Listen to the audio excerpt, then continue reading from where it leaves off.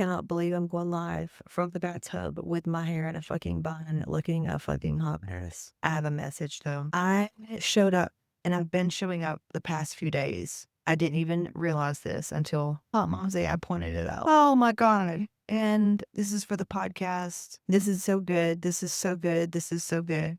So many of you follow me because of many reasons. One of the reasons is that I fucking told the truth about a lot of shit. And I share things that most people don't share. Well, today, because I went live earlier and I was genuinely excited to share about the Hormone AI and all that. But what I really wanted to share, I did not get shared. What I really wanted to share was something really emotional. I don't know if you've ever heard of the mirror exercise where they tell you to get in the mirror and they're like, say affirmations in the mirror, or the big one, especially Louise Hay used to say, was get in the mirror, tell yourself, I love you. Don't know if you've ever tried that. If you've been doing personal growth, I think you've tried that. I'll never forget when I started doing Reiki in 2009 or 10. I went to get my first Reiki session. Yeah, shortly after Reiki certified. That's how much I got into it. And usually Reiki is what you find right when you're getting into self-healing. Usually Reiki finds you when you're in that stage, like the beginning. So I just gotten into that. And one of the very first things that he suggested was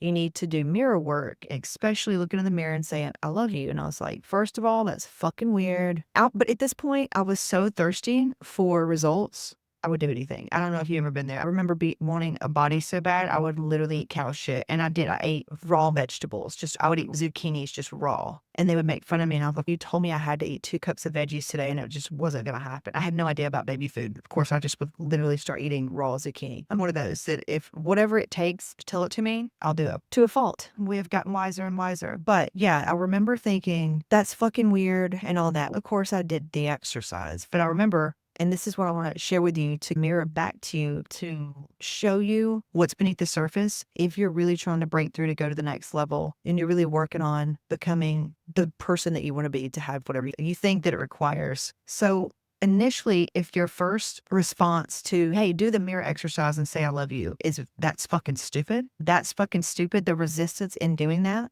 because of the vulnerability, number one, that's the number one thing that's in your way. So back then, 2009, Casey wanted to know why these certain spiritual things were happening to her. She wanted answers for XYZ. She wanted answers to why she was sick all the time. She wanted answers to why money was such a struggle. She wanted answers to why she had been working her ass off and just kept fucking failing. And the very first response when he said, do the mirror exercise and say, I love you, my very first thing was, that's fucking stupid. There was resistance and vulnerability there. That was my very first, that's your very first road sign of what's in the way. Number one, you're afraid of softening and being vulnerable and feeling feelings. Number one. Now, if only I had Hotmomz AI, holy shit, where would we be now? But we didn't have fucking AI back then. I think did we even have iPhones? I think iPhones came out, in 2008, maybe? Anyway, number one is that one. Number two is when you get in the mirror and you say, I love you. By the way, if you haven't done this exercise, it's so powerful. And you're not doing it for an outcome. You're doing it out of curiosity to see what's there. Because if you're stuck with your body, money, relationships, you feel just off, or you've been trying, you're working so hard and things aren't coming to fruition, try it. Pay attention. So look in the mirror. When you say, I love you, first, how do you feel? I feel angry. Once I made it to the mirror, I felt so fucking angry. I feel angry because I'm doing this because he told me to. So there was this sense of, like, I shouldn't have to do this. So there was this fighting, there was this anger, tons of anger. I had so much fucking anger, which we all know, anger's always. Yes, anger is a beautiful gift and it shows us where we need to fucking assert boundaries and draw lines on boundaries and shit. But ultimately beneath anger is always sadness, deep hurt, deep pain, just deep fucking pain. And then you reach a point where you're so tired, you get tired of fighting. And then it turns to depression because you're just living in the past and you're literally depressed. You're depressed so that you don't get hurt. So anger is a great emotion. I built my whole life from anger. Not my whole life, because it will burn you out. It will fry you out. You'll have to address what's beneath the surface sooner or later. But I started what you see now on the outside, the self-made millionaire, the fitness model, the marriage, that everything it's created by anger. It was created by so much fucking rage. so much fucking rage. It's so hard for the kids. It's so hard, actually. It's way harder. And people will be like, some of them are really good at the politics of it, meaning the mask. Oh, it's easy. I said it. Yeah, but you're so used to not feeling. You didn't feel anything. The goal is to feel. What's the feeling when you do the mirror exercise? That's the goal. Because whatever comes up is what's in the way. It doesn't mean you need to go down like an inner child fucking healing path to deal with it. It doesn't mean that. It gets you really quick as with Hotmomz AI, but I built everything with rage. I built everything with rage. Yeah. Not bringing and the, I just can't, it's just sacred fucking rage and the anger and the fighting. It was like I had to fight for everything my whole life. I had to fight to survive. And now that I'm here, I don't have to survive anymore. It's like, hey, it's a weird place. It's a really fucking weird place. But anyway, everything that you maybe like are jealous of when you look on the outside, it must be nice or whatever. It was anger, man. Anger fueled my workouts at the gym. Anger fueled everything. It was like, yeah, I had something to prove for sure, but it was just, I'm gonna fucking do this and I'm gonna do this. And I'm gonna fucking do this. I'm gonna fucking do this. It was almost like finally I'm getting out of this shit. And it was just a fight because softening meant we don't soften. But that's what led ultimately to adrenal fatigue, autoimmune issues, horrible shit, money issues, but it's just horrible shit. And then there got a point where I could say I love you in the mirror and it still felt weird. It didn't feel like I believed it. So these things have followed and followed until the point that I reached in the past few years. It has been, I can now hold myself like you would hold a child, like you would console a child out of deep care, of unconditional love. I hold myself, I hug myself, and I talk to myself, and I tell myself how much I love her a lot. And when I do, sometimes I break down and cry, and sometimes it just feels good. Now, when I talk in the mirror, sometimes I cry because I'm so thankful for her for just not giving up. There was a few moments where I shouldn't be alive. So it is emotional for me sometimes when I look in the mirror. I talk to myself. For the most part, sometimes I get cracked up. Sometimes I start laughing and when I talk to myself, like I'm genuinely like, I've got my back now. Like genuinely like I'm my own fucking ride or die. I've sat through the darkness. I've got that. I did this. And because that happened, I did this. Like I am the one. I am the one. So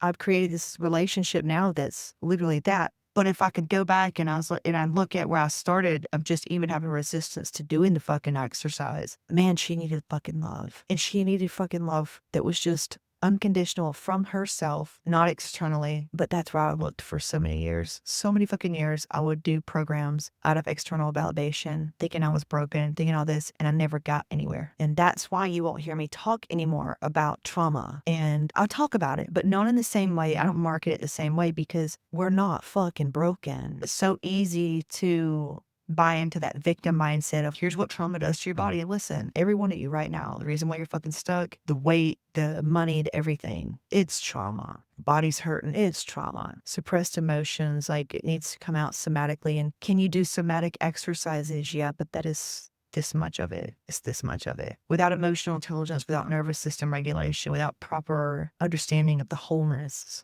you're pissing in the wind. You're just still reaching outside yourself, identifying as a victim of being a trauma person, trying to find the answers. You're never going to find it in something that's telling you it's going to save you. You're never going to find the answers in a program if it's claiming to save you. And I used to do that. I used to love thinking I could help people like that. Like, you can't. Nobody could help me in my darkest fucking night when I wanted to maybe take my life. You know what I'm saying? Nobody. Then Keith Sweat comes in my mind. Like, why does my brain do this, y'all? Nobody. Jeez. Nobody but me. And that's the same for you. Like the programs help, Hotmomz AI, everything is here as a tool. But I'll be damned if I sell you, if I market of here's how fucked up you are. And if you have these symptoms, then that's because you got fuck tons of trauma you need to heal.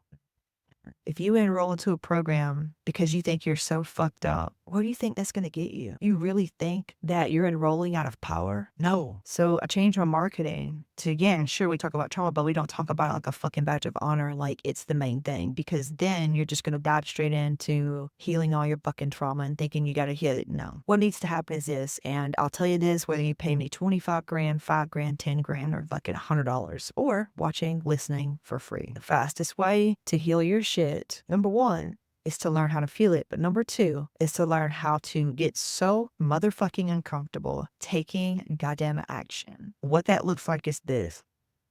If you know you're sitting on a business idea, you sign up for the business coaching that you've been looking at. You've been watching Millionaire Matrix, which is my business offer. You need to sign up for it. You've been watching my shit. You know you need to be here. You know you need your fucking hormones done. You fucking take action. You want to know how to clear trauma patterns really fucking quick? You get on a live stream at night when you're looking like dog shit and you share the actual transmission, the thing that came through, not for performance. You share because that's what fucking came through. You don't go heal and clear your, maybe I need to go through another module so I feel worthy enough and so I feel powerful enough and so my mindset's perfect and overanalyze and what's the word?